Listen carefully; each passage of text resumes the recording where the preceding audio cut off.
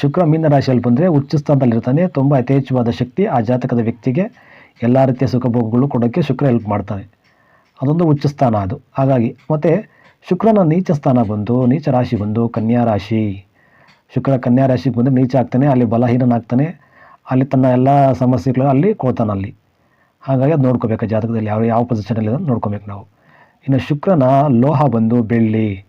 So ಬೆಳ್ಳಿ ಶುಕ್ರ ಗ್ರಹ ಜಾತಕದಲ್ಲಿ ಏನಾದರೂ ಸಮಸ್ಯೆ ಇದ್ದರೆ ಅಥವಾ 6, 8, 12ರಲ್ಲಿದ್ದರೆ ನಿಮಗೆ ಬೆಳ್ಳಿನ ನೀವು ಬಳೆಯಾಗಿ ಧರಿಸಬಹುದು.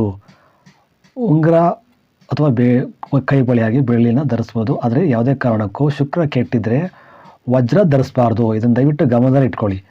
ಶುಕ್ರ ಜಾತಕದಲ್ಲಿ ಚೆನ್ನಾಗಿದ್ದರೆ ಮಾತ್ರ, ತುಂಬ ಒಳ್ಳೆ ಪೊಸಿಷನ್ ಇದ್ದರೆ ಮಾತ್ರ ವಜ್ರನ ಧರಿಸ್ಬೇಕು ನೀವು. ಯಾಕಂದರೆ ಹರಳು ವಜ್ರ. ಆದರೆ ಶುಕ್ರ ಚೆನ್ನಾಗಿದ್ರೂ ಸರಿಯೇ, ಚೆನ್ನಾಗಿಲ್ಲ ಅಂದರೂ ಸರಿಯೇ ಬೆಳ್ಳಿ ಧರಿಸ್ಬೋದು.